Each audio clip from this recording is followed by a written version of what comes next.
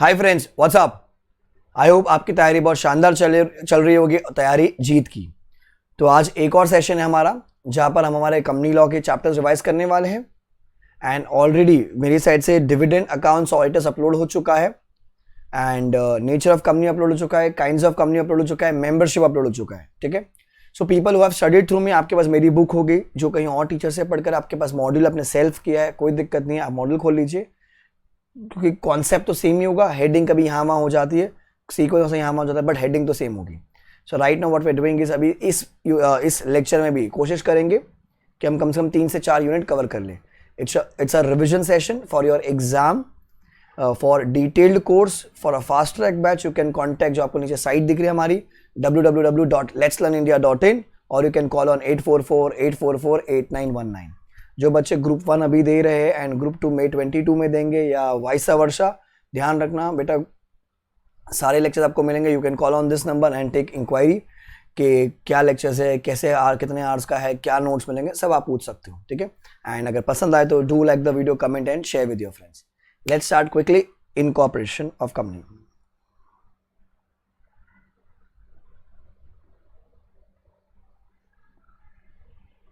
ध्यान रखना, we are going with a revision session, crisp, straight to the point, exam oriented. ठीक है, चलो पहला। So we are incorporation of company, हमारी बुक में अभी हम पहला पढ़ रहे हैं sir, explain promoter. Sir promoter क्या होता है, ध्यान से सुनना सर। जिस इंसान का नाम प्रोस्पेक्टस में लिखा है कि भैया ये मेरा प्रमोटर, तो वो प्रमोटर होगा। ठीक है, या फिर वो क्या बोलता है कि उसका कंट्रोल है किसके पर, अफेयर्स ऑफ कंपनी पे, वेदर डायरेक्टली और इनडायरेक्टली कंपनी को कंट्रोल कर रहा है, शेयर को कंट्रोल कर रहा है, या फिर डायरेक्टर को कंट्रोल कर रहा है। ठीक है, या फिर कोई इंसान उसको कंट्रोल कर रहा है, या बोर्ड ऑफ डायरेक्टर्स कंट्रोल कर रहे हैं उसको। बेसिकली प्रमोटर डायरेक्टर नहीं होता है। हमेशा क्या बोलते हैं, प्रमोटर वो इंसान होता है जो कंपनी इनकॉर्पोरेट करता है, जो कंपनी का नाम सोचता है कि मेरा धंधा ये होगा, ठीक है, मेरा नेचर ऑफ बिजनेस ये होगा, मेरा ऑफिस यहाँ पर होगा, उसको बोलते हैं अपन प्रमोटर। हाँ, प्रमोटर आगे जाके डायरेक्टर बन सकता है, फॉर श्योर बन सकता है, पर वो मैंडेट नहीं होता, वो मैंडेटरी नहीं होता। फिर हमारा जो मिनिस्टर ऑफ कॉर्पोरेट अफेयर्स है, एमसी जिसको हम कहते हैं, वो कहता है at least one promoter, at least one promoter, at least one promoter should be the director, at least one promoter should be the director, ये हमारा एमसीए कहता है। अच्छा सर, क्या प्रमोटर प्रॉफिट कमा सकता है? बिंदास, आपने जितना पैसा कमाए कमा लीजिए, अच्छी बात है, पर क्या करो सर, आप बता दीजिए, आप डिस्क्लोज कर दीजिए।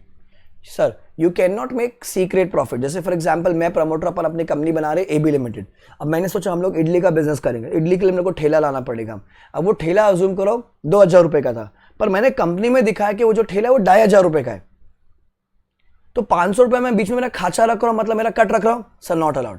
मतलब आप प्रॉफिट कमाओ, पर सर बता दो कि आपने 500 रुपये कमाए। अच्छा मैं क्या करता हूँ, मैंने 500 रुपये कमाए ना, मैं बता देता हूँ कि अरे यार 300 मैंने कमाए, 300 मैंने कमाए खाली, तो मैंने क्या बताया ना, पर मैंने पूरा प्रॉफिट नहीं बताया, मैंने पार्ट प्रॉफिट बताया। सर नॉट अलाउड है, सीक्रेट प्रॉफिट करना अलाउड नहीं है। एंड आपने अगर सीक्रेट प्रॉफिट कमाया है, सीक्रेट प्रॉफिट कमाया, तो क्या होगा, company can cancel the contract and sue them for the breach of the contract, can sue them for the breach of the contract. तो डेफिनेशन आ सकती है, एमसीक्यू में टेस्टिंग हो सकती है, सीक्रेट प्रॉफिट पे आपको क्वेश्चन आ सकते हैं। Please read question number 1 quickly.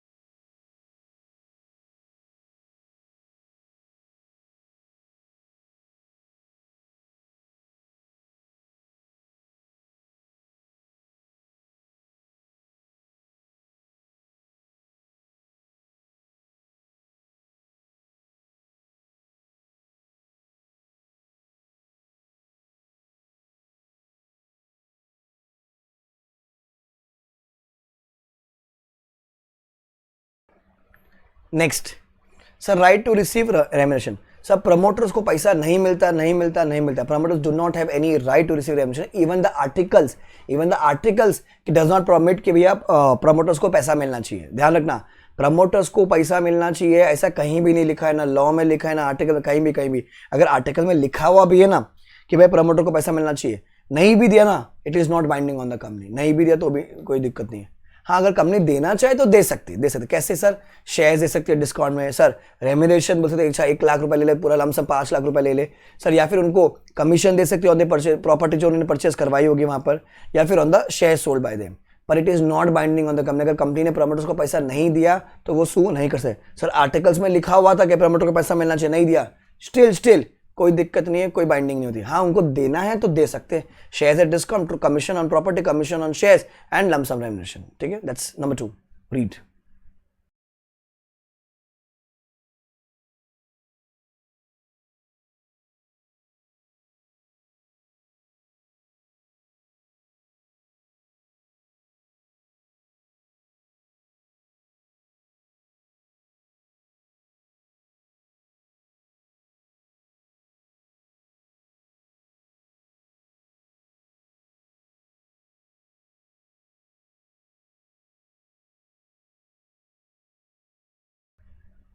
Next,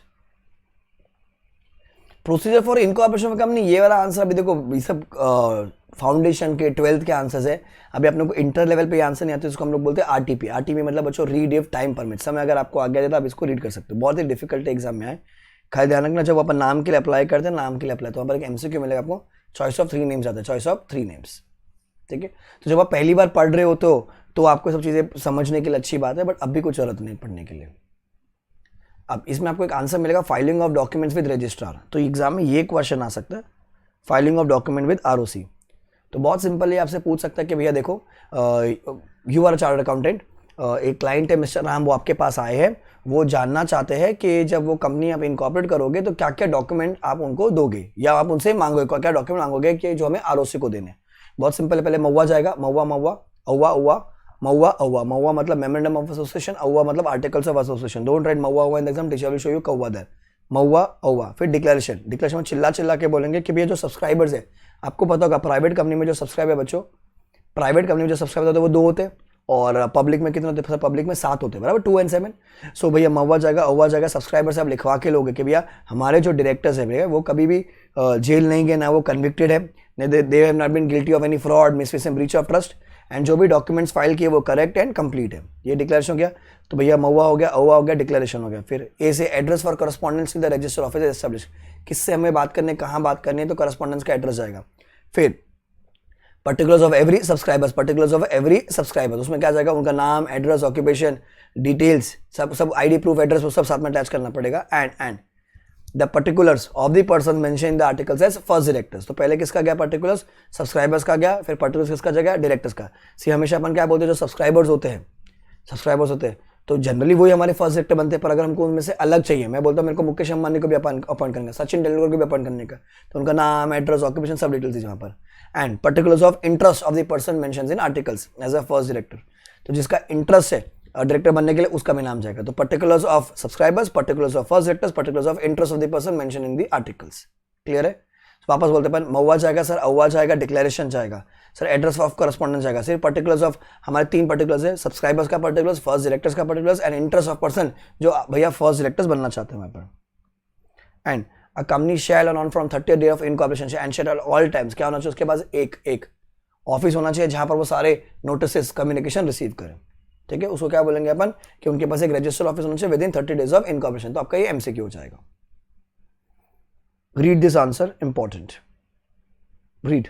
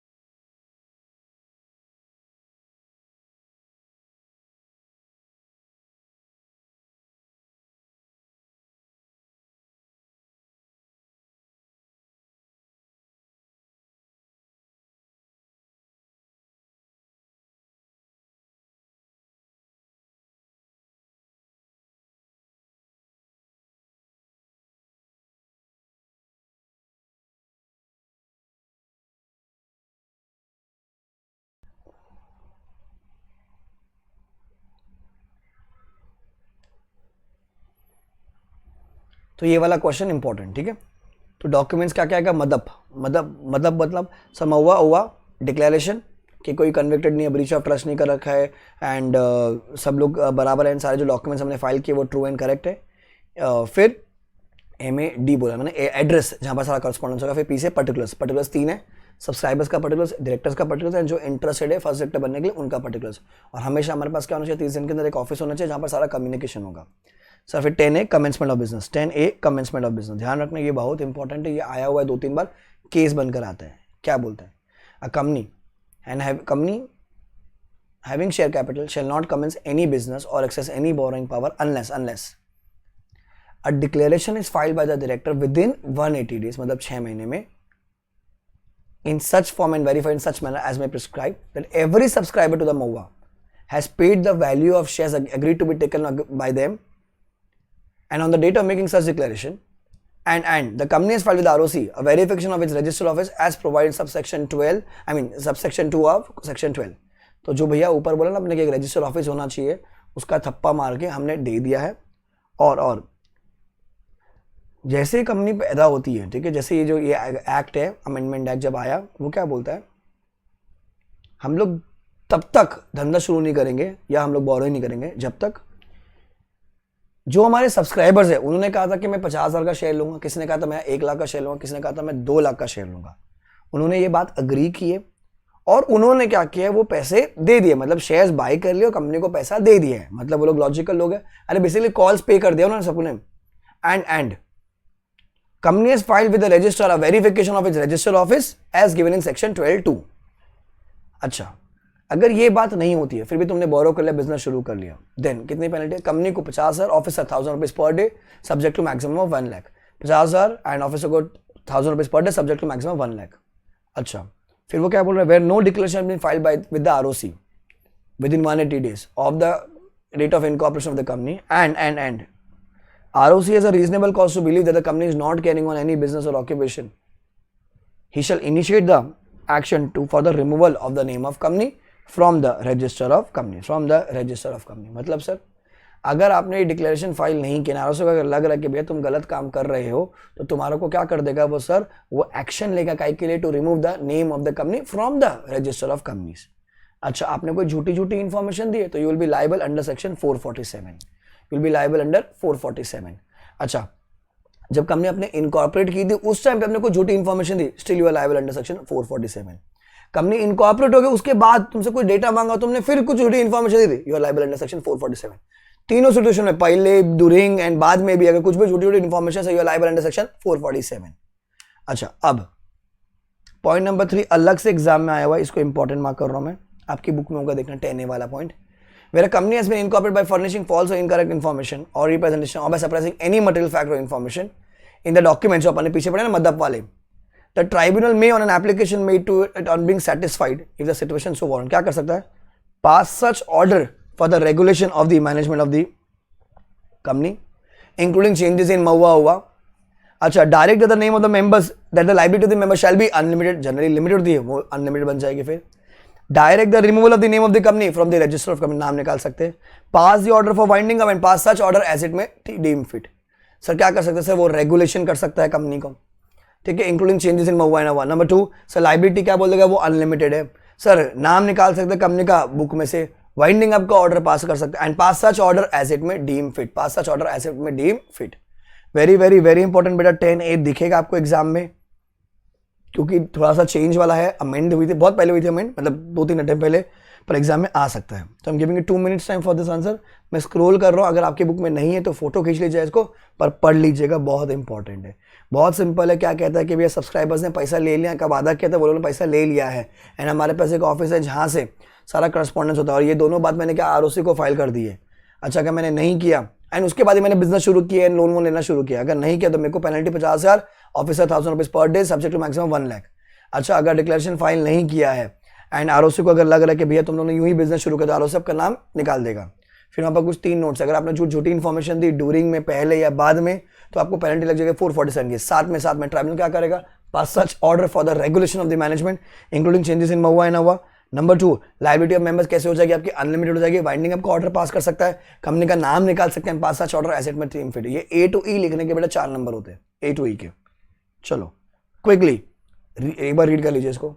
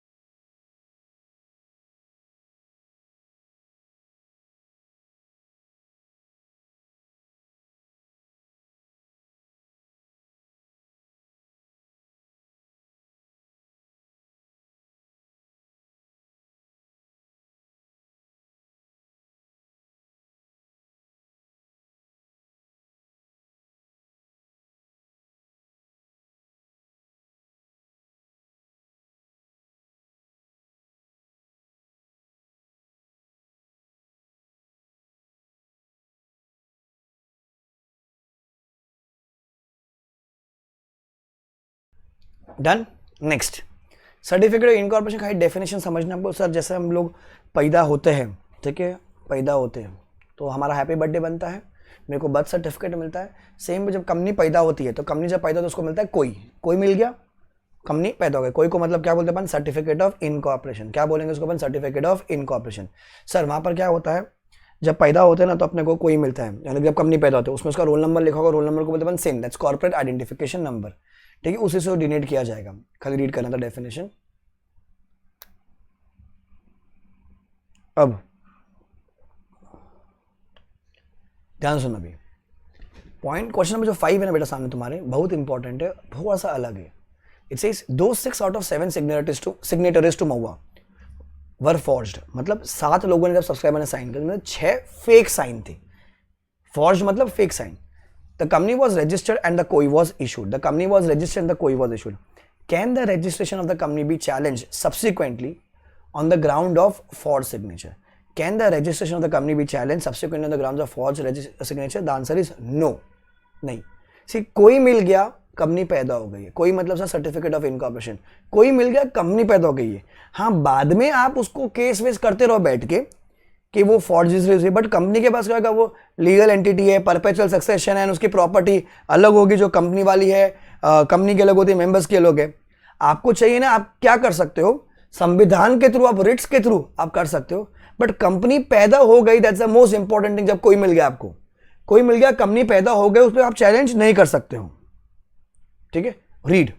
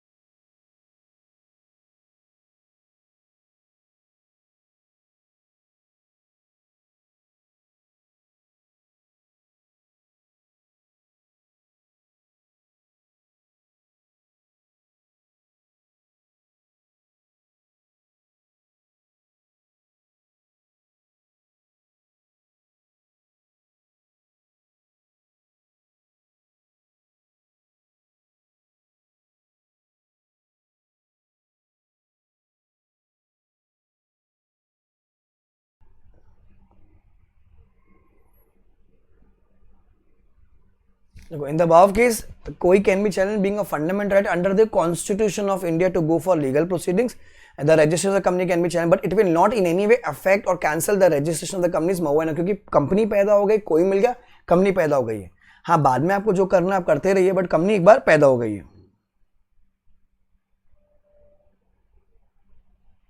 question number 6, pre incorporation contract. ध्यान से देखना बच्चों। अब अज्यूम करो 20 नवंबर 2021, 20 नवंबर 2021 इस दिन कंपनी पैदा हुई, तो ये होगा उसका सर्टिफिकेट ऑफ इनकॉर्पोरेशन डेट, मतलब इस दिन पैदा हो गई।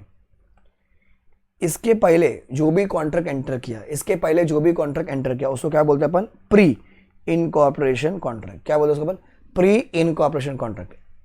बहुत सिंपल है, बहुत सिंपल है। any contract entered prior to the incorporation, any contract entered prior to the incorporation is called as pre incorporation contract। क्या बोलते हैं उसको अपन, pre incorporation contract। अब कंपनी पैदा हो गई सर, जब कंपनी पैदा हो जाएगी, ये कॉन्ट्रैक्ट कौन एंटर करता है सर, प्रमोटर एंटर करता है। कौन एंटर करता है बच्चों, प्रमोटर। कंपनी तो नहीं करेगी क्योंकि कंपनी तो पैदा ही नहीं। अब जब कंपनी पैदा हो जाएगी, बाद में सर ये इसको रेटिफाई करा सकते हैं, बाद में इसको रेटिफाई कर सकते हैं, the answer is no. Sir क्या लोग नोवेशन करा सकते हैं, द आंसर इज यस। क्या करा सकते हैं वो, नोवेशन। सब कुछ सेम रहेगा, खाली क्या होएगा, कंपनी के नाम की जगह, प्रमोटर के नाम की जगह पे किसका नाम, कंपनी का नाम आ जाएगा यहाँ पर, सब कुछ सेम रहेगा। ठीक है, so it says pre incorporation contract, pre incorporation contract are entered by promoters on behalf of the proposed company. It is entered before incorporation. It can be made by private as well as public company. अच्छा, specific relief act का section 15 and 19 यहाँ पर govern करता है। अच्छा, if the company adopts pre incorporation contract, it is binding on the company, else अगर वो adopt नहीं करते तो promoters would be personally liable. तो जब वो अडॉप्ट करेंगे तो वो रेटिफाई नहीं कर सकते, क्या कर सकते लोग, नोवेशन कर सकते हैं। सर रेटिफाई क्यों नहीं कर सकते, बिकॉज द प्रिंसिपल मतलब the company was not in existence. तो यहाँ पर कॉन्ट्रैक्ट का थोड़ा सा लॉजिक आ जाता है, एंड आप बोलते कि बस वो लोग रेटिफाई नहीं कर सकते, वो लोग नोवेशन कर सकते हैं। सो it is entered by the promoters. ठीक है, स्पेसिफिक रिलीफ एक्ट के 15-19 एप्लीकेबल है, enter by both private and public, enter on behalf of the company. Company उसको अडॉप्ट कर सकते हैं, कैसे, नोवेशन के थ्रू। एंड अगर कंपनी ने अडॉप्ट किया तो कंपनी लायबल होगी फ्यूचर में, एंड प्रमोटर्स अगर अडॉप्ट नहीं किया तो promoters will be personally liable. चलो, देखो यही सेम क्वेश्चन आप लोग कॉन्ट्रैक्ट में पढ़ते हो। ABC Limited was in the process of incorporation. The promoters of the company signed an agreement. Promoters of the company signed an agreement for the purchase of certain furnitures for the company, and the payment was made to the suppliers of furniture by the company after incorporation. The company was incorporated. The furniture was used by it. Shortly after incorporation, the company went into liquidation, and the debt could not be paid for the purchase of said furniture. As a result, the suppliers sued the promoters for the recovery. of the debt, can the promoters be held liable? अब वो क्या बोलता है, can the if the company does not adopt the contract after incorporation then the promoters would be personally liable. If the company makes a fresh contract with the suppliers on the terms of pre incorporation contract, तो क्या क्या company ने novation किया है sir, अगर novation किया होगा तो sir company would be liable. तो पहले वाले में sir promoters would be liable, second वाले में sir company would be liable. क्या करना है, पहले आपको थ्योरी लिखनी है pre incorporation and then answer. Read जल्दी.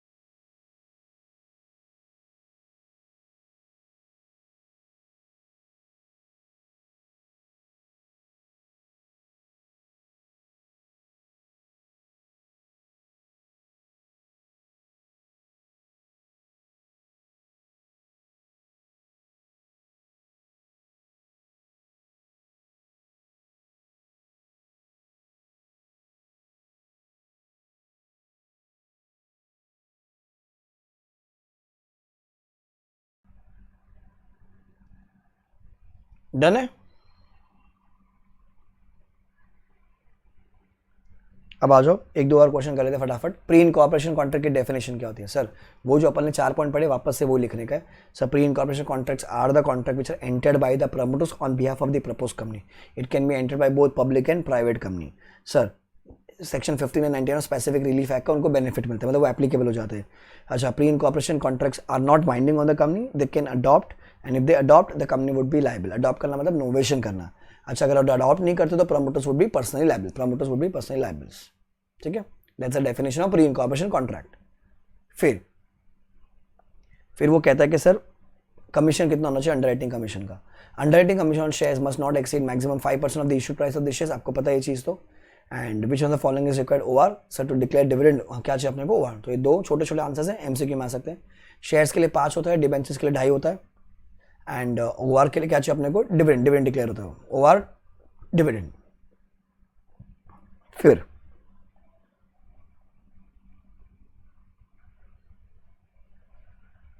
अब आ जाइए डॉक्ट्राइन कर अपन. मैं फटाफट आपको डॉक्ट्राइन समझाता हूँ. हमारे पास 3 डॉक्ट्राइन है. Ultra vires, constructive notice, indoor management. पहला है ultra vires, constructive notice, indoor management. फटाफट एक बार रिकॉल कर दे. सर अल्ट्रा वायरस मतलब क्या होता है? Beyond the powers. अगर मेरे ऑब्जेक्ट क्लॉज में लिखा है कि to make and sell vada pav, तो मैं वड़ा पाव बेच सकता हूँ. मैं चाउमीन नहीं बेच सकता, मैं नूडल्स नहीं बेच सकता. सर पर मैंने क्या किया, उसके साथ वड़ा पाव का मैंने चटनी बेची, चलेगा क्योंकि वो इंसिडेंटल है, एंसिलरी है. अच्छा, अगर मेरे वड़ा पाव में वहाँ पर लिखा है ऑब्जेक्ट क्लॉज में कि to make and sell vada pav, तो मैं वड़ा पाव ही बेच सकता हूँ, साथ में चटनी बेच सकता हूँ, क्योंकि वो चटनी नहीं लिखा है पर वो इंसिडेंटल है, आई मीन इंसिडेंटल है, एंसिलरी है. अच्छा, उधर अगर मैं वहाँ पर कुछ अज्यूम करूँ मैं केक बेच रहा हूँ, नहीं अलाउड है, नहीं अलाउड है सर. क्यों? क्योंकि वो आपका ऑब्जेक्ट क्लॉज में नहीं लिखा है. अगर आपको चीज़ करनी है तो आप एक काम कीजिए, अपना ऑब्जेक्ट क्लॉज ऑल्टर कीजिए एंड फिर आप बेचिए. तो यहाँ पर क्या देखो, an act is said to be ultra vires when it is not permitted by the Companies Act, it falls outside the object clause and or its attainment is not incidental or ancillary to the attainment of the main object. तो मेरा theory क्या, उसका code भी क्या था? Ultra. U से ultra vires act is बच्चों void ab initio, no legal effects, not binding on the companies. ठीक है. फिर एल से director would be personally liable for the breach of the trust. T से third party acquires the following. क्या कर सकता है sir? Third party can sue the directors for breach. Generally क्या होता है, वो कंपनी को सू करते हैं, पर इस केस में क्या कर सकते हो लोग? डायरेक्टर को पर्सनली सू कर सकते हैं. Obtain injunction order. इंजंक्शन मतलब stay order. Then the company would be liable to pay. अच्छा, if the company has utilized the repayment of debt, then the third party has a right to recover such money. That is called a right of subrogation. अच्छा, if the company has purchased any asset from such money, then the third party can have charge on that asset. Third party वो asset उठा के ले जाएगी. अच्छा, ultra vires act cannot be ratified. अगर आपको करना ही है, act can be legally accessed by only by altering the object clause of MOA. Only by altering the object clause of MOA. ध्यान रखना कोड क्या है, अल्ट्रा. अल्ट्रा यू से so it is void ab initio. L से directors have personal liability. The third party has the following rights. R से it cannot be ratified. A से act can be enforced only by altering the object clause of महुआ. ठीक है, एक बार फटाक से इसका code पढ़ लीजिए क्योंकि आगे थ्योरी में आई मीन केस में काम आएगा.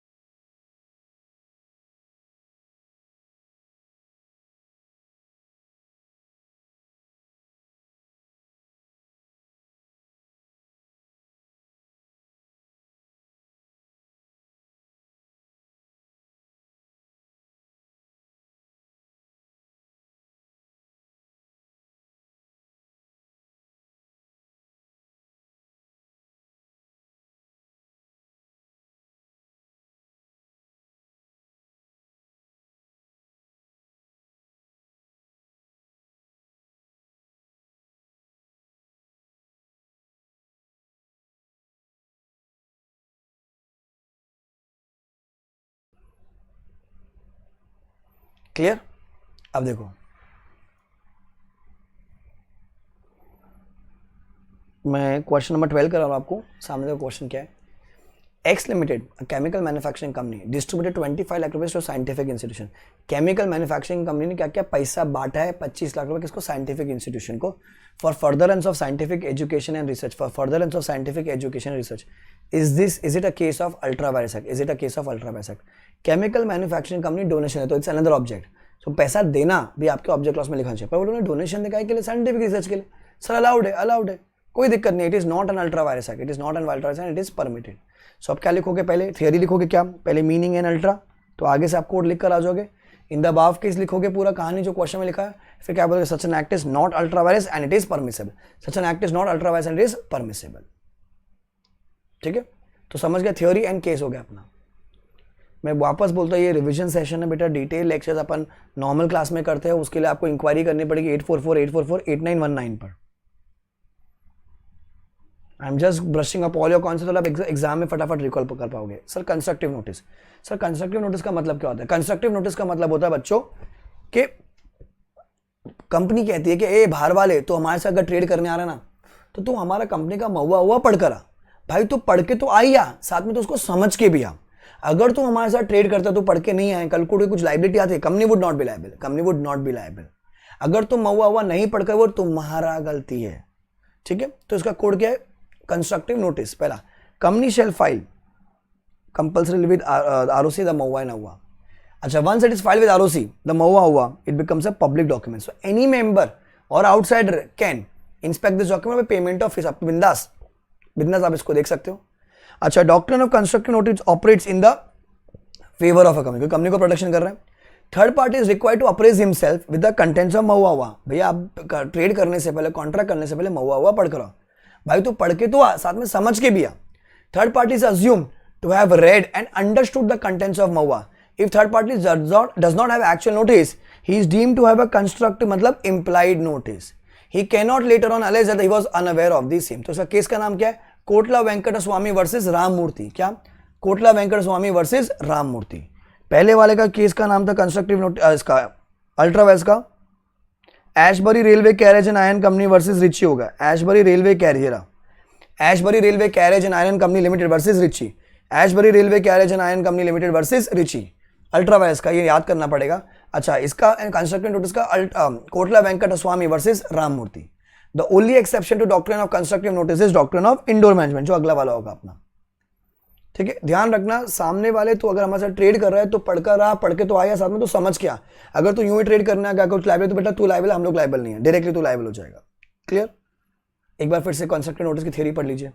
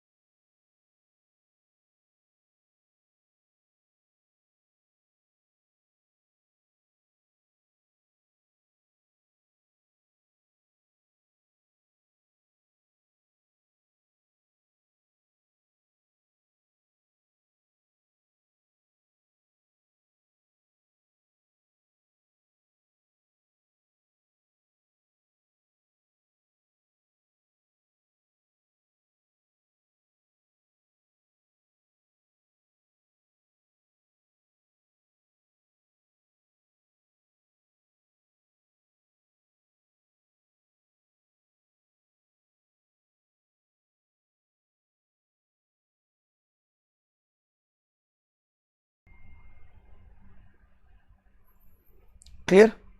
फिर द अवा of ABC limited require that, अवा में क्लियरली लिखा था कि all the documents and the deeds of the company shall be signed by the MD, secretary and working director of the company. MD, secretary and working director, तीन लोग.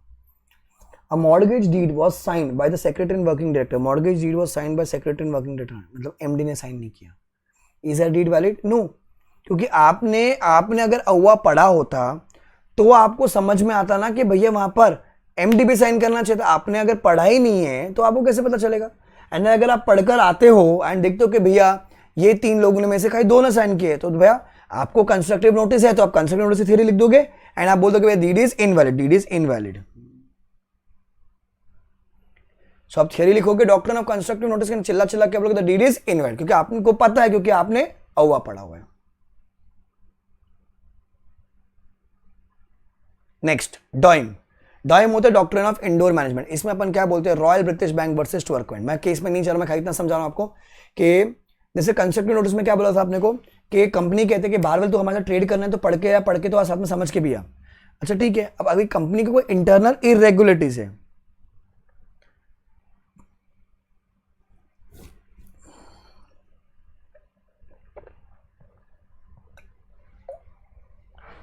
Company की जो internal irregularities है, जैसे कोई ट्रांजैक्शन करने के लिए एसआर पास करना था, एसआर पास नहीं हुआ, कंपनी ने ट्रांजैक्शन कर ली, सामने वाले को नहीं पता था, सामने वाला आया बोला कि यार मैंने आपको पैसे दिए थे, आप मुझे मेरे पैसे वापस दे दो. कंपनी कहती है अरे हमको जब पैसा देना हम लोग जो मार्केट से पैसा उठाते हैं हमको एसआर पास करना था, पर हमने एसआर पास ही नहीं किया. यू मेड अ बू बू, ट्रांजैक्शन वॉइड है क्योंकि एसआर पास नहीं तो गलत है ना, तो चीज़ हो, अब पैसा भूल जाओ. बाहर वाला क्या बोलेगा? अबे तुम्हारी माँ का साकिना का, तुम पहले बोलते हो तू अव्वा मव्वा पढ़ करा, मैं पढ़ा, वहां पर लिखा था कि यू कैन बोरो मनी, वो बोरो करने का मैंने पैसा दे दिया तुमको. अब तुम मुझे बोलते हो कि तुमने एसआर पास नहीं. अबे SR is not a public document, ये तो आपका इंटरनल डॉक्यूमेंट है. अब तुमने अंदर घर में क्या गुण खिला रखे है, क्या गंदगी फैल गई, मेरे को कैसे पता होगा? सो भैया कंपनी की जो इंटरनल इरेगुलरिटी है वो बाहर वाले को तो पता नहीं होगा ना बच्चों. तो अगर कल को उठ के कंपनी की इंटरनल इरेगुलरिटी होती है, वहां पर एक पर्दा होता है बराबर, पर्दे के पीछे तुम क्या करो मुझे क्या पता, तो boss company you are liable, आपको थर्ड पार्टी को पैसा देना पड़ेगा, आपको देना पड़ेगा.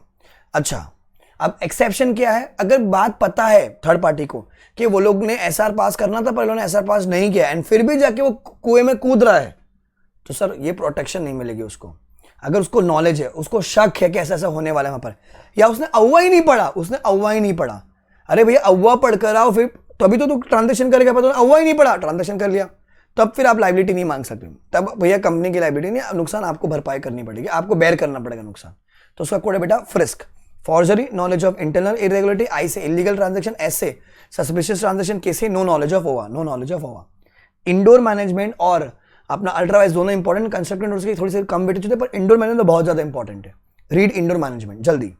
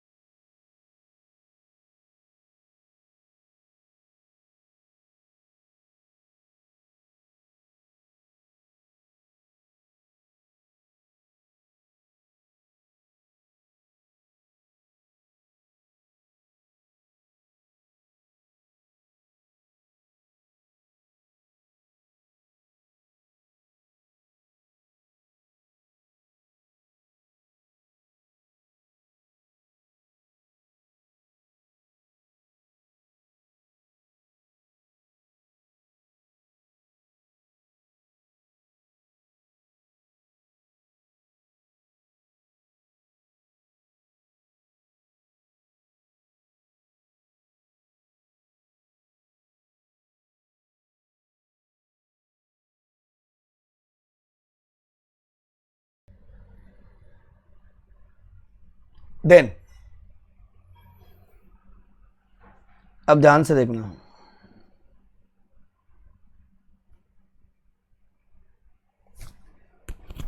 the AOA of a company stated that the directors could borrow money on behalf of the company if they so authorized by a resolution passed by the shareholders in GM. ठीक है, कहाँ लिखा था? ये AOA में लिखा था. The directors borrow money from T without obtaining any authorisation from the shareholders. वही सेम केस जो मैंने आपको कहानी बताई, टी, वो टर्कवेंट का केस है, Royal British Bank versus Turquand. T ने मनी दे दिया एज पर द रिक्वायरमेंट ऑफ, उसने हुआ पढ़ के, can the T recover the money, तो ऊपर का थ्योरी लिखोगे, द आंसर इज येस, वो बिंदास रिकवर कर सकता है, क्योंकि जो रेजोल्यूशन है वो पब्लिक डॉक्यूमेंट नहीं, प्राइवेट डॉक्यूमेंट। थर्ड पार्टी को कैसे पता होगा? थर्ड पार्टी को तो इंटरनल इरेगुलरिटी नहीं पता होगी ना, बिंदास बिंदास वो मांग सकता है। रीड।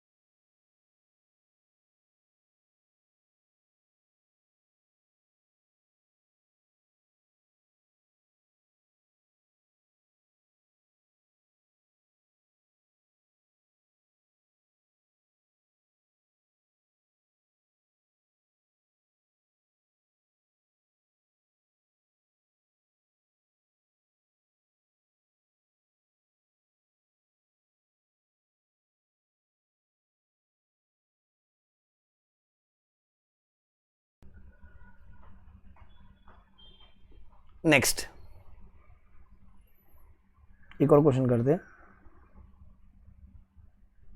21 क्या कहता है? देखो भी 21, the AOA of an investment company provide that the directors को delegate the powers to one of them. T was the director. T was not actually authorized and he entered into a contract with ABC Limited and received a check from it. ABC Limited had never read over. अरे never read over. What is the validity of the contract? अरे जब पढ़ा ही नहीं उसने तो भैया कैसे उसको प्रोटेक्शन मिलेगी? तो डॉइम का बेनिफिट उसको नहीं मिलेगा, तो आपको एक्सेप्शन लिखना है and then complete the answer. Read.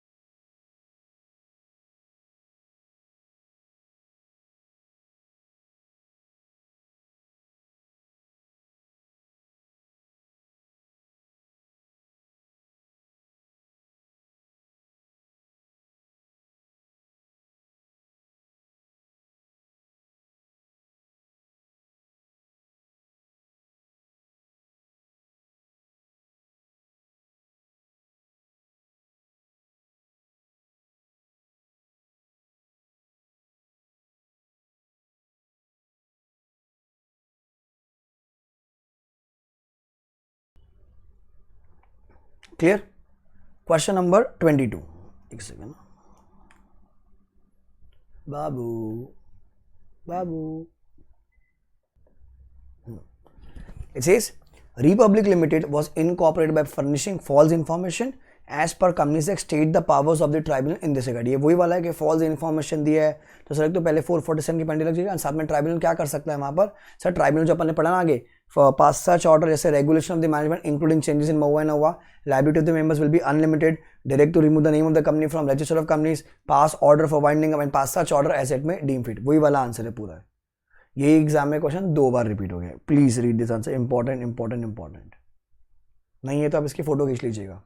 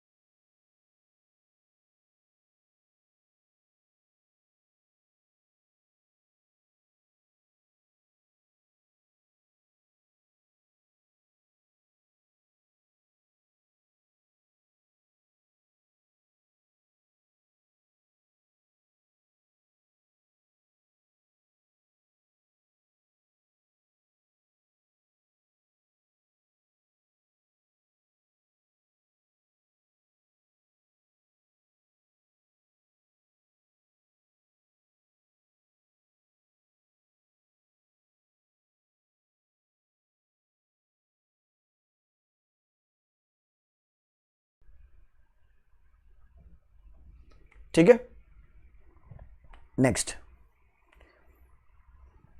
Explain the effect of commencement of business. तो ये एग्जाम का क्वेश्चन है, जो सेक्शन 10A वाला अपन पढ़ के ना, वो 180 दिन के अंदर वो अपने उन्होंने पैसा दे दिया है, एंड रजिस्टर्ड ऑफिस है जहाँ पे सारा करस्पॉन्डेंस होगा, वहाँ पर करस्पॉन्डेंस होगा, फिर कंपनी के लिए वो 50,000 की पेनल्टी, 1,000 रुपीज़ पर day subject to maximum 1 lakh वाली, ये पूरा वो 10A वाला आंसर है जो अपन आगे पढ़ चुके हैं। इसी के साथ बच्चों आपका पूरा ये यूनिट खत्म होता है, पार्ट 1। पार्ट 2 बहुत ही छोटा सा पार्ट है, एकदम फटाफट कर दे इसको अपन। ये कहते हैं हमारा sir restriction number of partners on illegal association, section number क्या है 464। क्या बहुत सिंपल है कि कोई भी अगर एसोसिएशन है या कोई पार्टनरशिप फर्म है जिसके पास मोर देन 50% है, more than 50%, it shall convert them into a company, और एल्स क्या हो जाएगी वो इलीगल एसोसिएशन। क्या हो जाएगी वो इलीगल एसोसिएशन, क्या हो जाएगी वो इलीगल एसोसिएशन। क्योंकि देखो क्या बोलते हैं, प्राइवेट में मिनिमम 2 चाहिए होते, पब्लिक में 7 चाहिए होते, ये तो मिनिमम मेंबर्स है। अब अगर आपने कोई पार्टनरशिप फर्म बना दी है, अब वहां पर 50 से ज्यादा लोग हैं, अरे पार्टनरशिप फर्म में 50 से ज्यादा लोग, पागल हो तुम, तो बड़ा झुंड हो गया ना, तो भैया आपको उसको कंपनी में कन्वर्ट करना पड़ेगा, तो उसको क्या बोला जाएगा, इलीगल एसोसिएशन।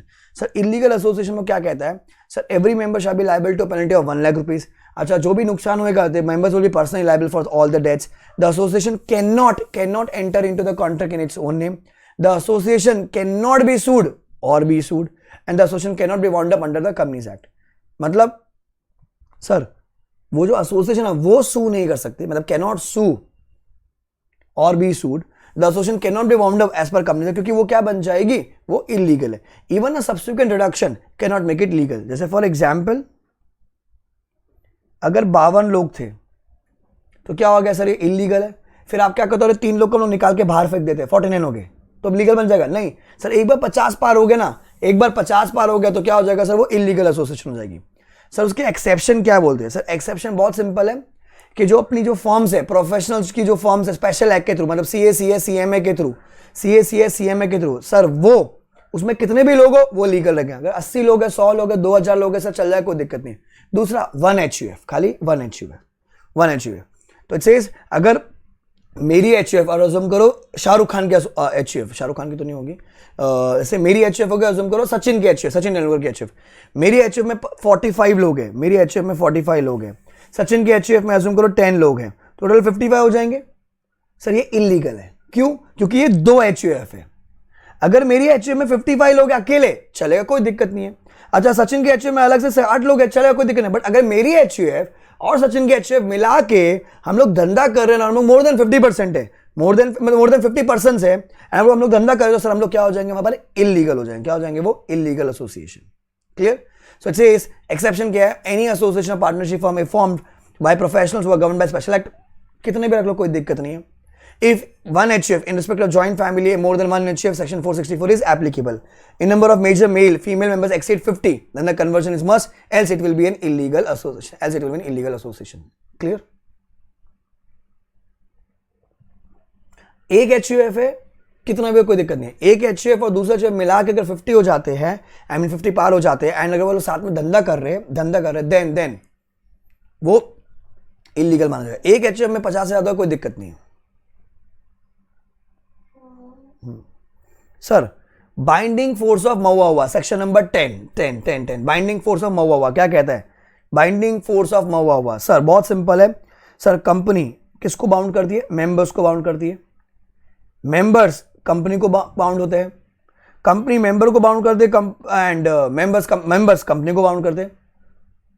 क्या मेंबर एक दूसरे मेंबर को बाउंड करते हैं? नहीं सर, डायरेक्टली नहीं करता, वो कंपनी के थ्रू बाउंड होता है, मतलब कंपनी का मेंबर के साथ रिश्ता है, मेंबर का कंपनी के साथ रिश्ता है।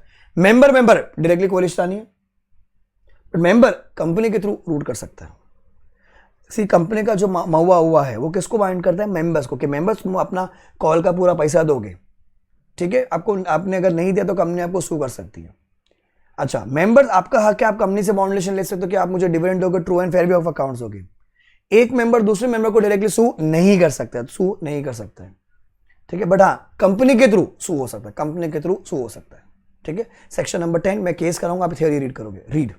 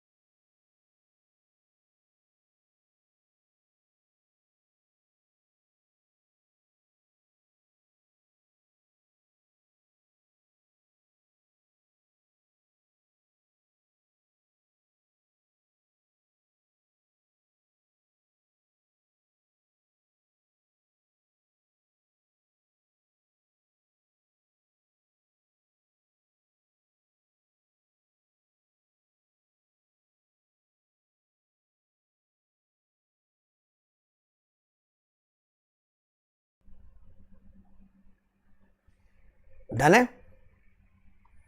अब आ जाओ, ये दोनों क्वेश्चन देखोगे ना, दिल कुछ और बोलेगा, लॉ कुछ और बोलेगा. It says the AOA of a limited company provided at mister A शायद बी द लॉ ऑफिसर. कहाँ बोला? अव्वा बोला. And he shall not be remove except on the grounds of proven misconduct. AOA में लिखा था कि mister a lawyer होंगे, हम उसको नहीं निकालेंगे except for proven misconduct. The company removed him even he was not guilty, even though he was not guilty. Is the action the company valid? Sir दिल बोलता है गलत किया ना, निकाल के बाहर फेंका, गलत किया ना, निकाल के बाहर फेंका. पर भैया अभी अपन ने पढ़ा बाइंडिंग फोर्स कि अव्वा मऊवा खाली किसको बाउंड करता है? कंपनी को मेंबर से, मेंबर को कंपनी से, कंपनी को मेंबर से, मेंबर को कंपनी से, और किसी को बाउंड नहीं करता. चलेगा, कोई दिक्कत नहीं है. तो MOA AOA do not bind the company to outsiders unless mister A approves a contract independent of AOA. अगर कोई कॉन्ट्रैक्ट होता है ऐसा जो अलग कॉन्ट्रैक्ट होगा, देन वो सू कर सकते हैं. He can not enforce any right against the company as he has no right to rely on the AOA. Therefore company's action is valid and mister A has no remedy against the company.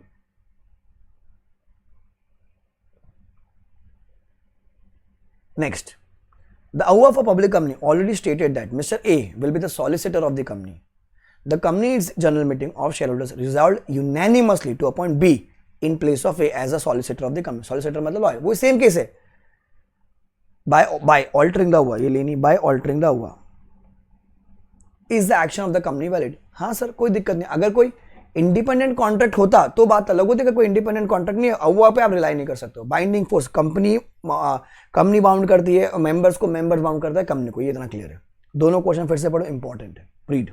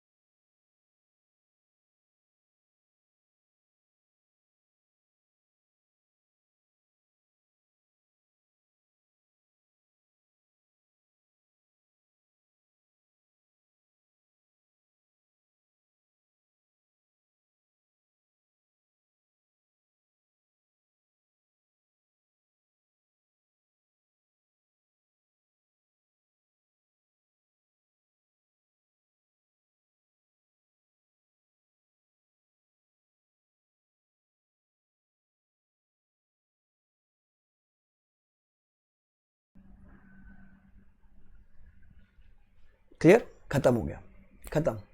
तो पूरा हमारा incorporation of company खत्म. इसमें doctrine ध्यान रखना, constructive notice वाली, sorry अल्ट्रावेस वाली, indoor management वाली, बाइंडिंग फोर्स वाला आंसर, सेक्शन 10A वाला आंसर बहुत इंपॉर्टेंट है, बहुत इंपॉर्टेंट है. ठीक है, come to Mau अव्वा now.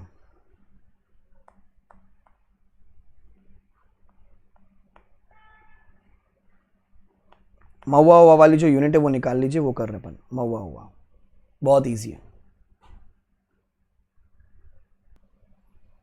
So memorandum of association and article of association, ये मोटा माटी मान लीजिए 4 से 6 मार्क की यूनिट कैरी करती है. ठीक है, इसमें मेन आंसर जो होता है वो बेटा शिफ्टिंग ऑफ रजिस्टर ऑफिस वाला, चेंज इन ऑब्जेक्ट लॉस वाला, वो वाला आंसर इंपॉर्टेंट होता है. ठीक है, आ जाइए फटाफट अपनी बुक निकाल लीजिए. जो लोग किसी और टीचर से पढ़े, आपकी आई थिंक इनकॉर्पोरेशन वाली यूनिट में आपको मिल जाएगा. हमारी बुक में भी है unit Mau and अव्वा. Sir Mau अव्वा में से दोनों में से बाप कौन है? सर मऊआ होता है. ठीक है, मऊआ को चेंज करने के लिए क्या होता है सर? बहुत ज़्यादा अप्रूवल लगते हैं वहाँ पर. सीजे का अप्रूवल लगता है, ट्राइब्यूनल का अप्रूवल लगता है. अव्वा में इतना कुछ नहीं था. AOA is basically the internal rules of the company. MOA is basically the constitution of the company. ठीक है, अच्छा MOA can not be amended retrospectively, AOA can be amended retrospectively. अच्छा any act which is done outside the course of MOA, तो क्या होता है? Ultra vires. वहाँ पर तो क्या होता है कि अपन ने क्या किया, उसको अमेंड कर दिया, अव्वा को एंड बाद में रेटिफाई कर देते, कोई दिक्कत नहीं होती। MOA is mandatory for the company, AOA mandatory नहीं होता, अब आपने कहीं से भी अडॉप्ट कर सकते हो, कंपनी से जो स्केड्यूल वहाँ से अडॉप्ट कर सकते हो। सर महुआ के अंदर बहुत सारे क्लॉजेज होते हैं, कौन कौन से सर? नेम क्लॉज होता है, ऑब्जेक्ट क्लॉज होता है, रजिस्टर ऑफिस क्लॉज होता है, लाइबिलिटी क्लॉज होता है सर, कैपिटल क्लॉज होता है, एक सब्सक्रिप्शन क्लॉज होता है। हाँ, ओपीसी में एक और क्लॉज होता है, उसको बोलते हैं नॉमिनी क्लॉज। क्या बोलते हैं उसको? Nominee clause. अव्वा में ऐसा कुछ नहीं होता। Just read the distinguish only for MCQs, not a descriptive answer. Read.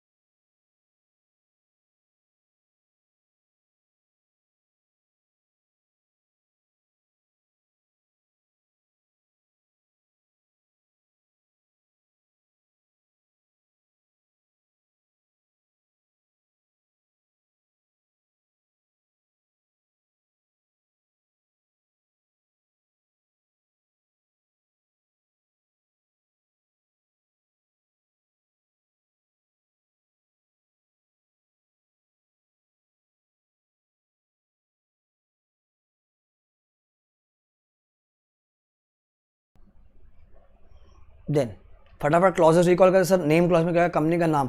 अगर प्राइवेट कंपनी तो प्राइवेट लिमिटेड, अगर पब्लिक कंपनी तो सर लिमिटेड लिखा होगा वहाँ पर। अच्छा, ये जो बेनिफिट है लिमिटेड और प्राइवेट लिमिटेड किसको दिया गया है? सेक्शन। अगर वो नहीं लिखेंगे तो भी चलेगा सर। रजिस्टर्ड ऑफिस क्लॉज बोल लीजिए, डोमिसाइल क्लॉज बोल लीजिए, सिचुएशन क्लॉज बोल लीजिए। वहाँ पर क्या होगा सर? जिस जगह पर, जिस स्टेट में आपका रजिस्टर्ड ऑफिस है उस स्टेट का नाम जाएगा। ऑब्जेक्ट क्लॉज में क्या होगा सर? कंपनी का मेन ऑब्जेक्ट, कंपनी का इंसिडेंटल या फिर एंसिलरी ऑब्जेक्ट, अभी अपन ने जो यूनिट की उसमें से आएगा। अच्छा, अगर कोई चीज़ आपके ऑब्जेक्ट उसमें लिखा है फिर भी आपने वो काम कर दिया तो क्या हो जाएगा? That would be ultra vice. अगर वो अल्ट्रा वाइस है तो वो हो जाएगी वॉइड एब इन issue.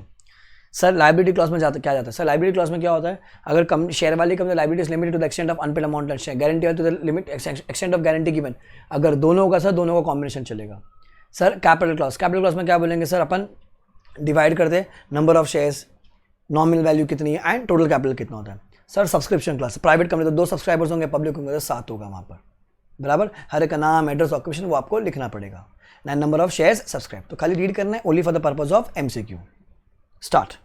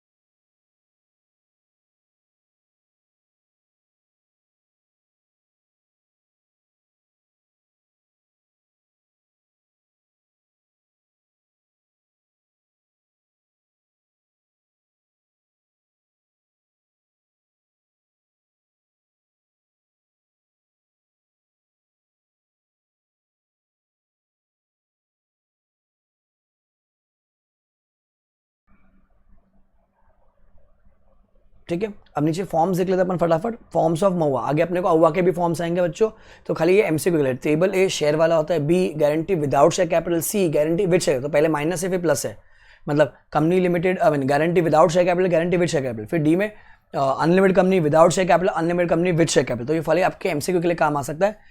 Table A B C D, A shares वाली कंपनी है, बी में क्या है गारंटी विदाउट शेयर कैपिटल, पहले विदाउट, ठीक है, guarantee with share capital, unlimited without share capital, unlimited with share capital, ठीक है। ये महुआ के फॉर्म से हाथ के मैं आपको अहुआ के करा दे रहा हूँ। तो क्या होता है कि आपको नया बनाने का जरूरत नहीं, आप सीधा इसी को अडॉप्ट कर लीजिए। रुक जाओ, अहुआ के F G H I J, A B C D E वहां पर है, एफ जी एच आई जे, तो शेयर्स वाली कंपनी होगी। अब यहां पर क्या guarantee with share capital, guarantee without share capital, guarantee with share capital, without, उधर पहले क्या था, उधर माइनस था, पहले विदाउट था, ठीक है। Unlimited with share capital, unlimited without share capital, ध्यान रखना। तो शेयर शेयर हो गया वहां पर, फिर guarantee without share capital, guarantee with share capital, unlimited without share capital, unlimited with share capital. इधर शेयर वाली कंपनी हो गई guarantee with share capital, without, with share capital, without, ठीक है। ध्यान रखना आपको एमसीक्यू में एफ जी एच आई जे, तो पहले स्टेबल कर लेने का, बाजू बाजू में लिखते रहने का। सर देन अब सेक्शन नंबर 13, क्या 13 सेक्शन नंबर 13 ऑल्ट्रेशन। ऑल्ट्रेशन 13 कैसे याद करोगे, ऑल्ट्रेशन 13। तो पहला है नेम। सर नेम क्लॉज में क्या पता है सर, वो जो नाम है ना वो किसी और कंपनी से मैच नहीं होना चाहिए, या कोई भी ऐसा नाम नहीं होना चाहिए जो जहां पर लगे कि वो गलत डिपिक्ट कर रहा होगा, किसी की हार्मनी को डिस्टर्ब कर रहा होगा। It should not be similar to the same company in the same business, मतलब to another company in the same business. तो सर क्या हो सकता है, अगर वो होगा तो आपको नेम को ऑल्टर करना होगा। पहले अपन बोलते हैं कि जैसे अभी मेरा नाम है एक कंपनी का ए बी लिमिटेड, अब मैं मेरा नाम चेंज करो, असम करो लॉजी ए बी लिमिटेड, पहले नाम था ए बी लिमिटेड, एक है लॉजी ए बी लिमिटेड, तो मेरे को वॉलंटरी नाम चेंज करना है। तो इसके लिए तो सेक्शन नंबर बचा सेक्शन नंबर 13 ऑल्ट्रेशन 13 सबको ऑल्ट्रेशन 13 में मिलेगा आपको। क्या कहता है ये, sir the company after approval CG can alter the name, ठीक है। It says, however, the approval is not required. There is an insertion of word private into public and private company, and into in respect of public company into private company, or deletion of the word private in respect of private company into public company. आपको उसमें approval नहीं चाहिए, but ध्यान रखना अहुआ alteration के लिए चाहिए, आपको नाम के लिए नहीं चाहिए, पर आपको अहुआ ऑल्ट्रेशन के लिए चाहिए, आपको कन्वर्जन के लिए चाहिए। कन्वर्जन में प्राइवेट टू पब्लिक करता हूँ, पब्लिक टू प्राइवेट करता हूँ, कन्वर्जन, तो आपको अप्रूवल चाहिएगा। एंड आप जब कन्वर्जन हो तो अहुआ भी ऑल्टर होगा तो चाहिए आपको। जब खाली नाम चेंज करना, आपको नाम चेंज करना, तो यहाँ पर स्पेसिफिकली इसके लिए अप्रूवल नहीं चाहिए, इसके लिए अप्रूवल नहीं चाहिए। फिर the change of name shell not B लगा, आपने आरओसी की मस्ती कर रखी होगी, आपने एनुअल रिटर्न फाइल नहीं किया है, एफएस फाइल नहीं किया है, ठीक है, या आपने डिपॉजिट्स पे नहीं किया, या डिबेंचर्स पे नहीं किया, उसका इंटरेस्ट पे नहीं किया है, ठीक है, तो बॉस आपको अप्रूवल नहीं मिलेगा। तो पहला चीज कि अपने को सीजी का अप्रूवल चाहिए। Number 2, company should ensure that availability of the proposed name is available with the ROC. भैया अगर आप क्या करोगे, नाम का चॉइस भेजोगे, ठीक है, आरओसी उसमें जवाब देगा अगर नाम अवेलेबल है तो क्या हो जाएगा, आप नाम चेंज कर दोगे, और आपको क्या नया मिल जाएगा, कोई मिल गया, कंपनी पैदा होगी। If the propose name is available, क्या प्रोसीजर बच्चों, company shall pass SR at the general meeting to alter the name clause of MOA. Number 2, copy of SR and altered MOA should be given to ROC. बराबर कितने दिन के अंदर sir, within 30 days of passing SR. ROC क्या करेगा, नाम change कर देगा एंड वो नया नाम एंटर कर देगा रजिस्टर के अंदर। जैसे नया नाम रजिस्टर कर दिया, आपको क्या मिल जाएगा, कोई मिल गया, कंपनी पैदा हो गई। अब जितने भी पुराने केस थे अब वो नई कंपनी के नाम पे चलेंगे, जो भी नए केस होंगे वो नई कंपनी आगे लेके चलेगी वहां पर, ठीक है। तो ये हो गया वॉलंटरी नेम चेंज। तो सर क्वेश्चन क्या है बच्चों, देखो, the directors of a company registered and incorporated in the name Mars textile limited desires to change the name of the company to national textiles and industries limited, explain the procedure. तो ये voluntary name change है, voluntary. Read the answer, I scroll it, important, मतलब सारे alteration नाम का, register office का और object, तीनों ऑल्ट्रेशन नाम इंपॉर्टेंट है, एक अवार्ड है। इस पूरे यूनिट में 4 आंसर्स इंपॉर्टेंट चलेंगे। रीड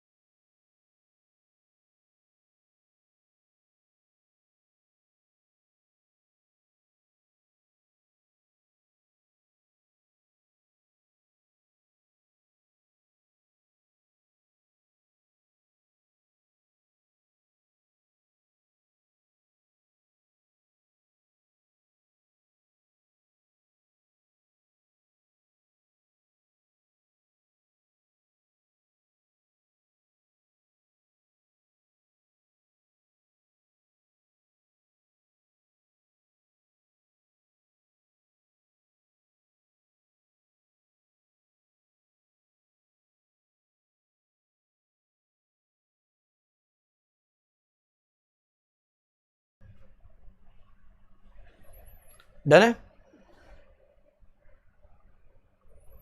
क्वेश्चन नंबर 6, आप देखो ध्यान से देखना, ये क्या बोल रहा है, India cosmetics limited was registered under Companies Act 1956. Later on, another company, Indian Cosmetics and Accessories Limited, मतलब ICL and ICAL, was formed and registered. तो ये second company है ICL वाली. Since there was a similarity in the name of both the companies, India Cosmetics Limited lodged a complaint with ROC against ICL that there is a sufficient similarity between these two names, which may mislead or defraud the public. सो क्या करना है, alter करना, तो यहाँ पर इसको alter नहीं बोलते बच्चों, उसको बोलते हैं रेक्टिफिकेशन। क्या बोलते हैं उसको अपन, rectification. So 13 alteration 16 rectification, 13 alteration 16 rectification, 13 alteration 16 rectification. So rectification में क्या था, ये खुद से कर, उसको बोलते हैं on its own, that's suo motu. A company में भी registered with an undesirable name. अब अनडिजायरेबल नेम क्या होता है, विच में contains any unnecessary fancy word या which is too similar to an existing company in the related business which में mislead the public. तो क्या चाहिए अपने को, prior approval CG. Voluntary name change में भी प्रायर अप्रूवल सीजी चाहिए, रेक्टिफिकेशन में भी प्रायर अप्रूवल सीजी चाहिए अपने को। एंड कंपनी क्या पास कर देगी, ओआर पास कर देगी। ऊपर क्या पास करना था अपने को, एसआर। वॉलंटरी नेम चेंज में एसआर था, यहाँ पर क्या रेक्टिफिकेशन, तो ओआर पास कर लीजिए, ठीक है। पॉइंट नंबर 4 नहीं लिखोगे तो भी चलेगा। फिर the name application is company with an affidavit to the effect the name, ये भी मत पढ़ो। फिर effect of alteration of name, क्या हो जाएगा सर, नया नाम जो है, नया नाम है वहां पर क्या हो जाएगा कि rights and obligation will remain the same. जो नया नाम है उसके थ्रू वो केस करेगा, और कोई इंसान जो केस करेगा वो नए नाम पे करेगा, पुराना नाम खत्म हो जाएगा वहां पर। क्लियर है। Procedure for rectification of its own name, ध्यान रखना खुद, ऑन इट्स ओन बेसिकली खुद से होगा वो, that is basically 16 section, 13 alteration 16 rectification, CG approval and OR, CG approval and OR. Next, अब यहां पर क्या है, इस केस में वो बोलेगा कि साला उनको बोला कि नाम चेंज कर लो, खुद से नाम चेंज ही नहीं कर रहे, मतलब इट्स सिमिलर नेम पर बोलो नाम चेंज ही नहीं कर रहे बच्चों। सर जब नाम चेंज नहीं कर रहे हम किसके पास जाएंगे, सीजे के पास जाएंगे। सीजे को बोलेंगे सर इनको आप डायरेक्शन दीजिए चेंज करने के लिए, तो सीजी इनको डायरेक्शन देगा, बोलेगा कि 3 महीने दे रहा नाम चेंज कर। अगर तूने 3 महीने में नाम चेंज नहीं किया, 3 महीने में अगर नाम नहीं चेंज किया, तो बॉस मैं आके तेरा नाम चेंज कर दूंगा। तो यहां पर क्या हो गया, rectification of name by director with the approval of CG, with the approval of CG. वो क्या था, वॉलंटरी था। यहां पर वो लोग ढीठ लोग सुन नहीं रहे हैं, तो जो नई कंपनी जिसने हमारा नाम कॉपी किया हम उसको रिक्वेस्ट किया कि नाम चेंज, ऊपर नाम चेंज नहीं किया, तो हम जाएंगे सीजी के पास, सीजी डायरेक्शन देगा 3 महीने का, एंड 3 महीने में आप डायरेक्शन फॉलो कीजिए, नहीं किया तो हम आपका नाम अपने आप चेंज कर देंगे। तो ये रीड कर लीजिए केस को, रीड। ये नेम चेंज की 3 प्रोबेबिलिटी है, voluntary, rectification on its own that's suo motto, and rectification with the approval of CG. Read.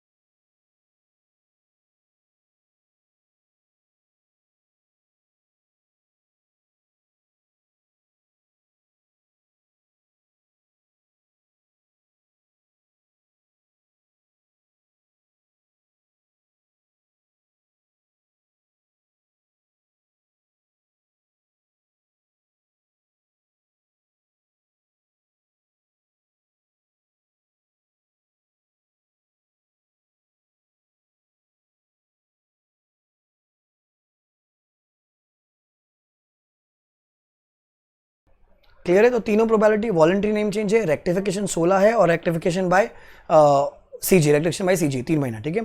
ध्यान रखना नेम चेंज में वॉलंटरी तो एसआर है, रेक्टिफिकेशन में दोनों में ओआर है, दोनों में ओआर है। अब आ जाइए सर रजिस्टर ऑफिस चेंज का, तो इसमें क्या होगा, स्टेट चेंज है एक तो अपना, एक सिटी चेंज है बराबर within the same state, एक within the same state city change है बट आरओसी चेंज नहीं है, और एक within the local jurisdiction. जैसे अगर मैं बॉम्बे में रहता हूं तो अगर मैंने बोला महाराष्ट्र से, मतलब मैं मुंबई से जाता हूं लेट अस अज्यूम कलकत्ता, तो मैंने स्टेट चेंज किया। मैं मुंबई से आता हूं पूना, तो मेरा आरओसी भी चेंज होता है क्योंकि आरओसी पूना में अलग है। मैं मुंबई से आता हूं नासिक, तो स्टेट चेंज नहीं किया, सिटी चेंज की बट आरओसी चेंज नहीं हुआ। चौथा, मैं बोरीवली से जाता हूं अंधेरी, मुंबई में बोरीवली से, तो क्या ना स्टेट चेंज है ना सिटी चेंज करे, स्टेशन चेंज है सर, स्टेशन चेंज है बराबर। अब क्या प्रोसीजर है सर, बहुत सिंपल है सर। सबसे पहले क्या चाहिए, बोर्ड रेजोल्यूशन चाहिए अपने को। जब स्टेट चेंज है सर बहुत बड़ी बात है, बोर्ड रेजोल्यूशन चाहिए अपने को, एसआर की कॉपी लगेगी अपने को, सीजी का अप्रूवल लगेगा अपने को, तो बीआर चाहिए अपने को बोर्ड मीटिंग में, मेंबर्स की मीटिंग में एसआर चाहिए अपने को, सीजी का अपने को अप्रूवल लगेगा वहां पर, and CG will give the approval within 60 days. जैसे सीजी का अप्रूवल आ गया अपन किसके पास भाग के जाएंगे, आरओसी के पास जाएंगे, एंड आरओसी क्या कर देगा, पुराने वाले स्टेट से अपना नाम कैंसिल करेगा, नया वाला अपने को रजिस्टर कर देगा, नया वाला अपने को रजिस्टर कर देगा। तो बहुत सिंपल है, board by BR, then SR, then CJ का approval within 60 days, CJ का approval within 60, I mean CJ approval देगा विद इन 60 डेज, एंड आप जैसे ही आपको चेंज हो गया आप आरओसी का सर्टिफिकेट लेके जाओगे, पुराने वाला का वो कैंसिल कर देगा, नया वाला अपने को रजिस्टर कर देगा। तो बहुत सिंपल है, BR board meeting, general meeting, SR, CJ approval 60 days and go to ROC, and ROC वो 30 डेज वाले बात होते हैं, and it is a conclusive evidence that all legal formalities have been complied with. तो जैसे ROC का order आ गया अपने को, it will be a conclusive evidence that all legal formalities have been complied with. Read, very important.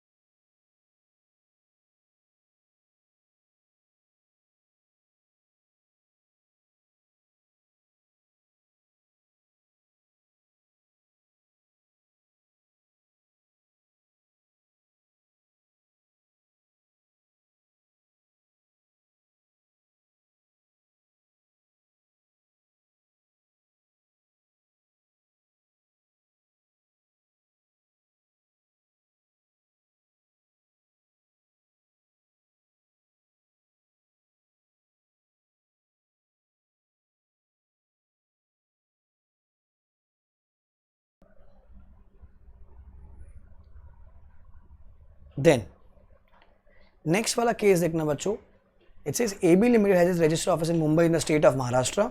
For better administrative convenience, the company wants to shift registered office from Mumbai to Pune. What is the procedure? तो यहाँ पर क्या हो रहा है, यहाँ पर state change नहीं हुआ है, क्या चेंज हुआ है, यहाँ पर सिटी चेंज हुआ है। अब आपको बोलना पड़ेगा कि भैया यहाँ पर आरओसी चेंज हो रहा है कि नहीं, आपको वो देखना पड़ेगा। अब मुंबई से पूना जा रहे हैं अपन, पूना जा रहे हैं तो अपने को पूरा थियरी देखना पड़ेगा, आरओसी चेंज हो सकता है, आरओसी चेंज नहीं हो सकता। सो इट सेज ऑल्ट्रेशन नंबर क्या होता है अपना सर, हर एक का ऑल्ट्रेशन का सेक्शन नंबर है 13। बट यहाँ पर क्या हुआ है, यहाँ पर आप स्टेट चेंज नहीं कर रहे हो, आप खाली क्या चेंज करो अपना, यहाँ पर आप आरओसी यू मे और यू मे नॉट चेंज, वो क्वेश्चन में बताता, अभी यहाँ पर कुछ नहीं बोला गया, तो क्या बोलोगे, except on an authority of SR passed by the company, the registered office of the company shall not be changed from one city or town to another within the same state. तो अपने को क्या चाहिए पहले SR की copy चाहिए. In case change of the registered office from the jurisdiction of one ROC to another, such change may be confirmed by the regional director also on the application made in this behalf by the company. तो अगर आप ROC change करो तो साथ में अपने को एक और अप्रूवल लगेगा. नॉर्मल के लिए क्या चाहिए, अपने को SR चाहिए. अगर आप ROC भी चेंज करो तो अपने को क्या लगेगा, रीजनल डायरेक्टर का अप्रूवल. फिर he will certify the registration with in period of, यहाँ पर कुछ चेंज था, एक अमेंडमेंट का पार्ट था, एक सेकेंड ना. तो ये अमेंडमेंट का पार्ट है. क्या पार्ट है देख लीजिए. The confirmation of regional director shall be communicated within period of 15 days from the date of receipt of application of the company and shall file the company shall file the confirmation with the ROC within a period of 30 days of the date of confirmation, who shall register the same and certify the registration within a period of 30 days from the date of filing of such confirmation. So 15 दिन 30 दिन 30 दिन 15 दिन 30 दिन 30 दिन mark करके चलिए इसको. Photo खींच ले अगर आपने अमेंडमेंट इनकॉर्पोरेट नहीं किए तो. सो अगर छोटी बात होती है बेटा तो अपने को अगर ROC चेंज है तो खाली SR है. अच्छा अगर बड़ी बात है, अगर आपका ROC भी चेंज हो तो SR के साथ में क्या चाहिए, रीजनल डायरेक्टर. फिर रीजनल डायरेक्टर का अप्रूवल 15 दिन, फिर वो 30 दिन एंड देन वो 30 दिन. ध्यान रखना फिर. ठीक है. रीड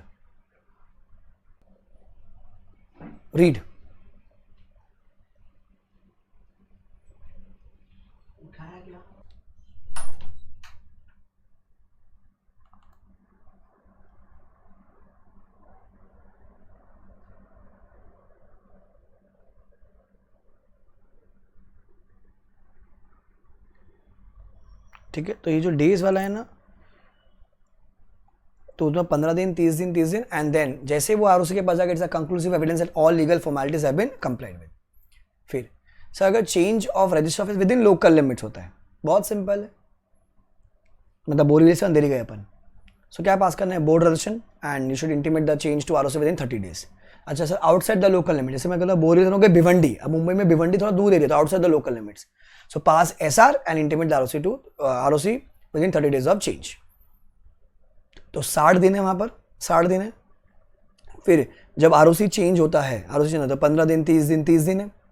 फिर जब change of register office within local limits होता है तो फिर 30 दिन है वापस से board resolution, I mean board meeting BR के थ्रू.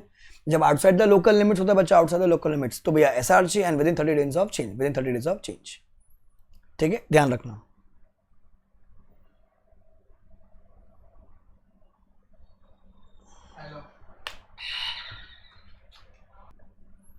क्लियर. देन अब आ जाइए हम लोग जब चेंज करें हमारा object loss. Sir object loss, भाई ऑब्जेक्ट लॉस चेंज कर रहे हो. ऑब्जेक्ट लॉस बहुत सिंपल है. क्या चाहिए आपने को, बोर्ड मीटिंग में BR पास कराओ. फिर क्या चाहिए आपने को, SR पास करवा दीजिए. CG का अप्रूवल नहीं चाहिए, CG का अप्रूवल नहीं चाहिए. ROC को इंटीमेट कर दो with in 1 month and ROC क्या कर देगा, उसको ऑल्टर कर देगा. ROC क्या कर देगा, ऑल्टर कर देगा. एंड जैसे ROC ने ऑल्टर कर दिया है, ठीक है, जैसे अपन को वो ऑल्टर हो गया है तो इट मीन्स दैट अपना ऑब्जेक्ट लॉस चेंज हो गया है.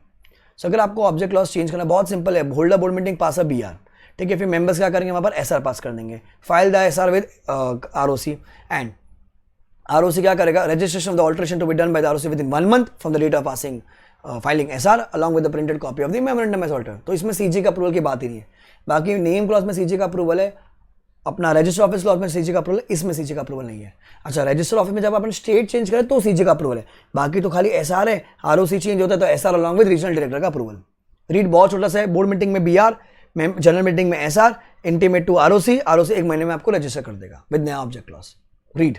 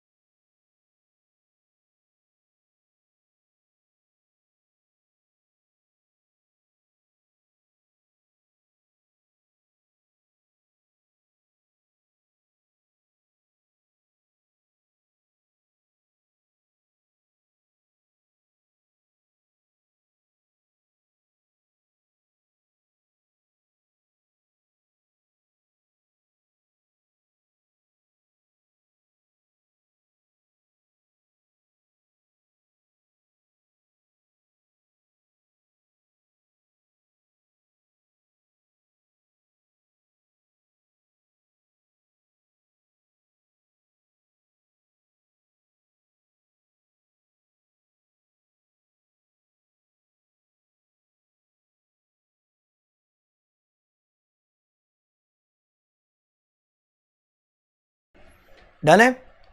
अब आ जाइए लाइबिलिटी क्लॉज का alteration not so important exam के लिए, कैपिटल क्लॉज का आंसर भी नॉट इंपॉर्टेंट, इसमें जो नीचे वाला का आंसर आएगा वो हमको बताऊँ कौन सा आएगा, बाकी लाइबिलिटी कैपिटल क्लॉज ये नहीं करोगे तो भी चल जाएगा, ठीक है।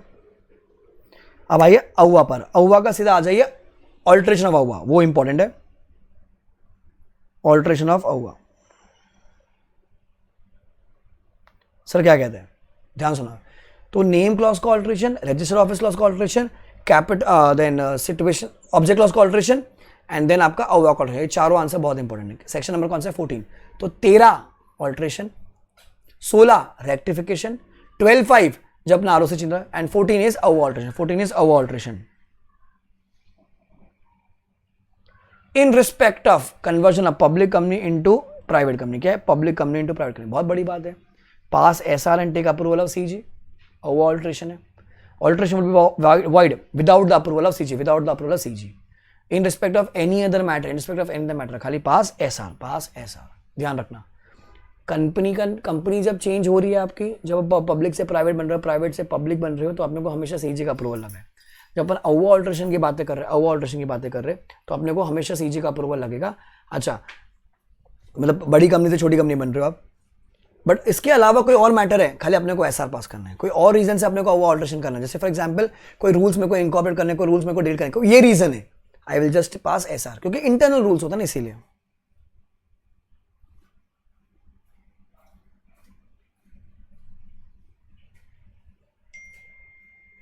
फिर बाई चांस अगर ऐसा कहीं लिखा है waiver of the company to alteration the AOA is void, मतलब सर अगर आपने कोई ऐसा एसआर पास कर लिया, कोई रेजोल्यूशन पास कर लिया कि यार हम लोग अहुआ जिंदगी में कभी ऑल्टर ही नहीं कर पाएंगे, बेटा तुम गलत हो, तुम गलत हो, नहीं नहीं नहीं, ऐसा कोई रेजोल्यूशन पास ही नहीं कर पाओगे आप, ऐसा होना ही नहीं चाहिए, ऐसा पास कर देते तो वो वॉइड होगा। Waiver of the company to alter the अहुआ, मतलब waiver of the company to alter the अहुआ by the company is void, is void. तो ध्यान रखना हमेशा एसआर और सीजी का अप्रूवल चाहिए, कोई और रीजन है तो खाली आप क्या करोगे, आप एसआर पास करवा दोगे। सर कोड क्या है मेरा, लिमिट्स, लिमिट्स एल से क्या है, it should be lawful, it should be lawful and should not be unlawful or opposed to public policy. Sir L से क्या वापस से पढ़ते, it should be lawful and it should not be unlawful or opposed to public policy. L I, it should not be inconsistent, sir it should not be inconsistent with the provision of companies act महुआ हुआ, ठीक है। M I हो गया। M, it should not be oppressive to any member, it should not be oppressive to any member or minority. I, it should not increase the liability of any member of the community. T, time limit, it has a retrospective, it has a retrospective, ऐसे सबकी भलाई, ऐसे हम लोग बोलते हैं सबकी भलाई। It should be bona fide and in the interest of the company as a whole. तो बेटा अहुआ ऑल्ट्रेशन क्या कोड है, limits. L, it should be lawful and should not be unlawful or opposed to public policy. I, it should not be inconsistent with the Companies Act हुआ। M से it should not be opposed on the minority or members. I, it should not increase the liability of members. T, time, it has a retrospective. S, सबके वाले, it should be bona fide and in the interest of company as a whole. Very very very important. Section number 14, 13 alteration हो गया, 12(5) is अपना register office change करना हो गया, 13 सब जगह पर ऑल्ट्रेशन चलेगा, 12(5) हो गया आपका, 16 is rectification of name and 14 is Ahua alteration, Ahua alteration, ध्यान रखना। देन 20 टाइम पास है, ऑथेंटिकेशन ऑफ डॉक्यूमेंट्स आपको एमसीक्यू में आ सकता है। क्या बोलते हैं देखो, जनरली क्या बोलते हैं अपन, हमेशा कॉमन सील से साइन होगा, हमेशा कॉमन सील से साइन होता है, बट अभी क्या ऐसा हो गया कॉमन सील वॉलंटरी हो गई है, तो वहाँ पर क्या बोलते हैं, any document or proceeding requiring authentication by company made by on behalf of a company may be signed by any KMP or any officer duly authorised by the board in this behalf. तो कौन sign कर सकता है, KMP कर सकता है या फिर कोई और डायरेक्टर जो होगा जिसको ऑथराइज किया होगा वो साइन कर सकता है। सर एनी बिल, हुंडी, प्रॉमिसरी नोट, बिल, हुंडी, promissory note shall be signed, ठीक है मैं सीधा बोल रहा हूँ, shall be signed by any person acting under its authority express और इम्प्लाइड। तो कंपनी के बिहाफ पे जिसको ऑथराइज करके वो साइन करेगा। कंपनी में by writing under its common seal if any, समझे इफ एनी क्यों, क्योंकि वो वॉलंटरी हो गया, मैं authorise any person either generally और in respect of a particular matter as its attorney, जो उसके बिहाफ पे साला साइन करेगा। अगर कॉमन सील है तो ठीक है, कॉमन सील नहीं तो उसके बिहाफ पे कोई साइन कर लेगा। However in case of company does not have a common seal, the above authorization shall be done by 2 directors or by a director and a CS, या तो 2 directors कर लेंगे या फिर by director and a CS, उसका लगा wherever the company is appointed a CS। अगर company में CS है बच्चों तो कौन करेगा, डायरेक्टर एंड CS, अगर CS नहीं तो 2 डायरेक्टर साइन करेंगे, ठीक है। तो नीचे लिखा हुआ है 2 डायरेक्टर कर लेंगे या फिर 1 डायरेक्टर और 1 CS साइन करेगा। Any document or proceeding requiring authentication by a company or a contracts made by or behalf of a company may be signed by KMP or an officer of the company duly authorized by the board in this behalf. फिर नीचे बोला अगर common cell है तो common cell के through sign करवा लीजिए। अगर सर कॉमन सेल नहीं है तो कौन साइन करेगा सर, या तो 2 डायरेक्टर कर ले या फिर एक डायरेक्टर एंड सीएस, अगर सीएस है तो सीएस, नहीं तो 2 डायरेक्टर करेंगे। एमसीक्यू आ सकता है 1 मार्क का, 2 मार्क का। देन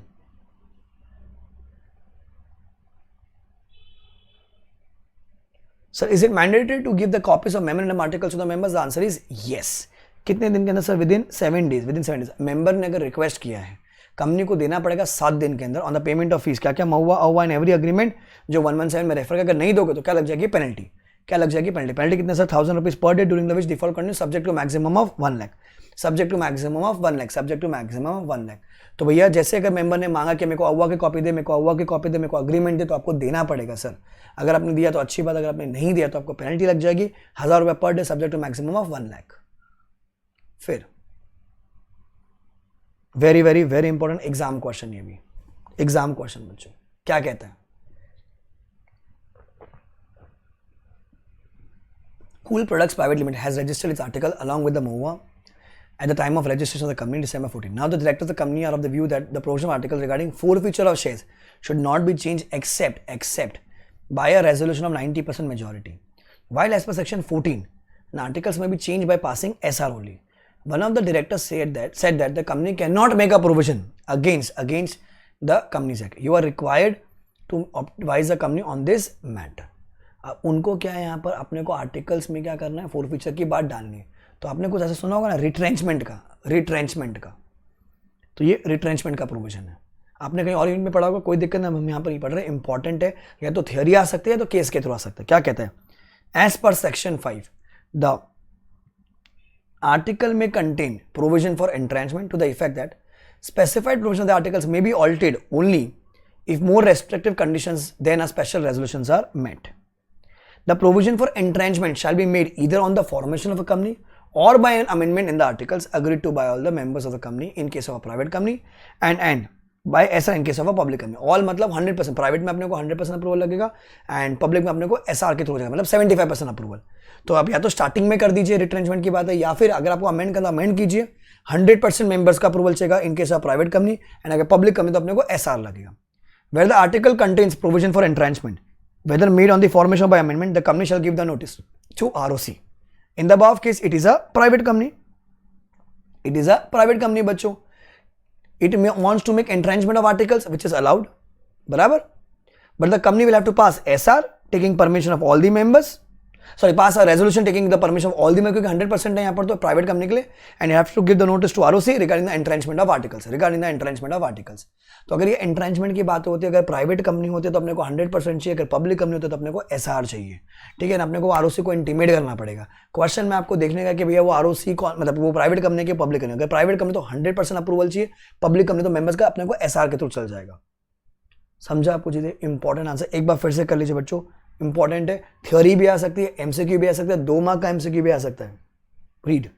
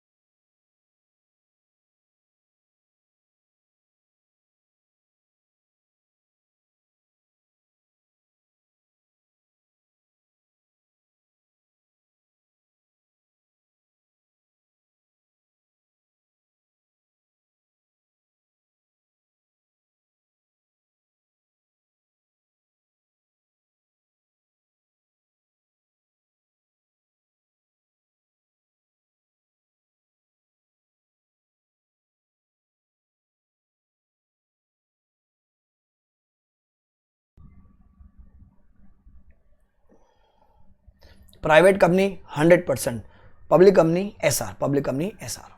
क्लियर है? समाप्त, खत्म।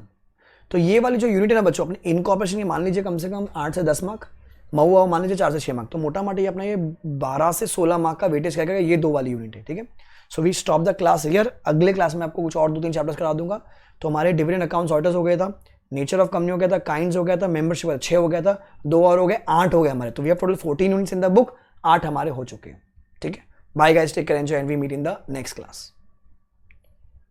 अब की बार आखिरी बार, अब की बार दिसंबर पार।